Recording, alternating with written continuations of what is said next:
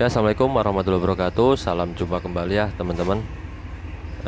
Ini unit kita mengalami trouble. Tadi sudah kita analisa dan bisa kita pastikan kalau ini prodonya habis.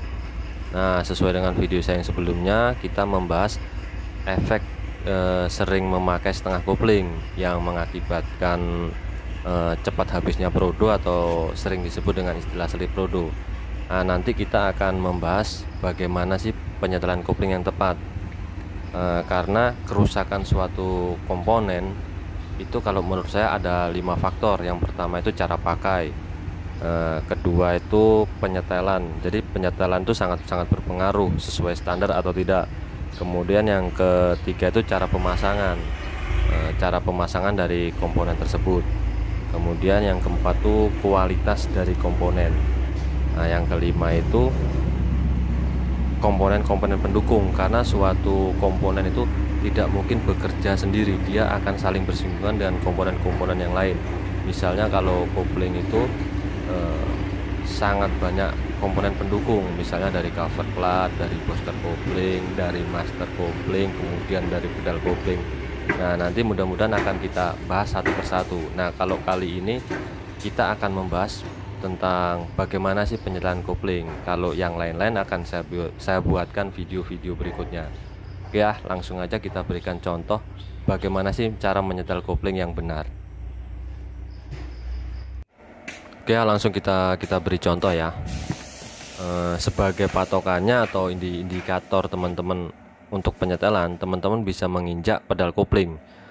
Jadi kalau pedal kopling ini kita injak atau kita tekan, itu harus ada jeda beberapa senti ke dalam, baru terasa ada tekanan. Itulah yang kita sebut dengan free fly, atau teman-teman sering menyebutnya dengan istilah speleng. Nah, kalau speleng ini tidak ada, gerak bebas ini tidak ada, kita tidak sadar. Jadi kita beranggapan kalau kopling ini sistemnya belum bekerja, padahal sudah bekerja.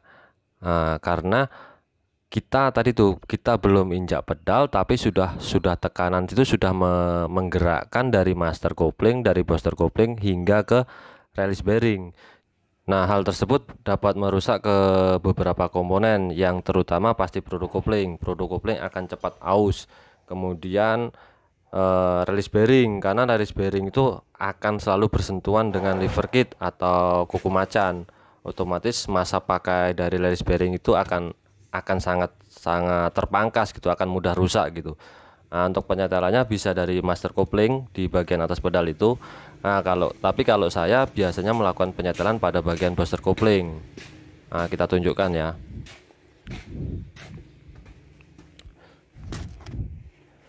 Nah, inilah yang disebut dengan booster kopling. Jadi kalau tidak ada gerak bebas, booster kopling ini akan selalu mendorong dari sub di mana release bearing itu berada.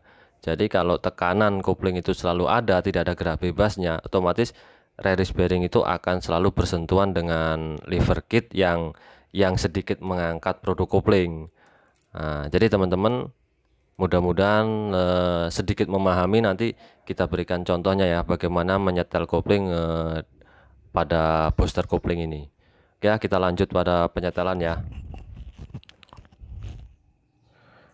Nah, ini video kita ambil dari bawah ya, biar teman-teman lebih jelas lagi bagaimana bentuknya booster kopling, kemudian bagaimana sedikit mengerti, memahami lah sistem kerja dari kopling yang saya ceritakan di depan tadi. Nah, jadi booster kopling ini dia menekan push rod atau as ke dalam sub. Nah, sub ini yang saya maksud tadi, di mana release bearing berada. Jadi kalau sub ini maju, otomatis release bearing ikut maju, mendorong dari kuku macan atau lever kit, sehingga produk kopling terangkat.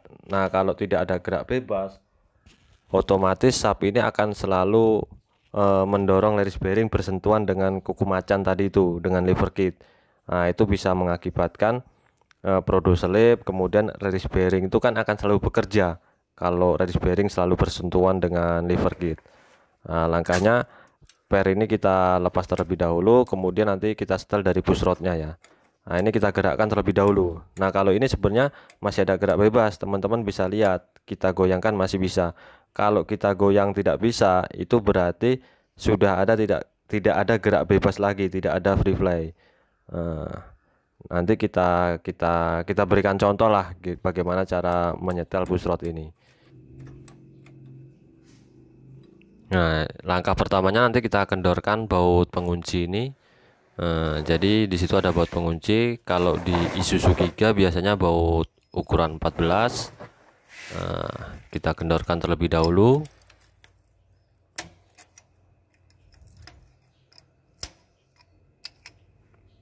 Kemudian kita perpendek jarak. Ini kita putar ke atas searah jarum jam. Jadi nanti jaraknya semakin jauh antara booster kopling dengan sub. Nah, jadi kita memperpanjang gerak bebas tadi itu. Nah, cukup sederhana, dan saya berharap teman-teman sudah memahami ya maksud dari video saya ini. Nah, kalau untuk driver pemula yang masih sedikit bingung, teman-teman bisa lakukan hal ini ya. Teman-teman injek kopling, masukkan gigi, kemudian lepas kopling perlahan.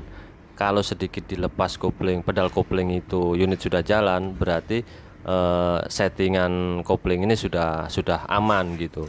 Intinya gigi mudah masuk, namun saat sedikit lepas kopling unit sudah bergerak, itu sudah titik aman gitu ya. Oke ya teman-teman, cukup dulu. Mungkin video berikutnya lah ya kita bikin video secara detail.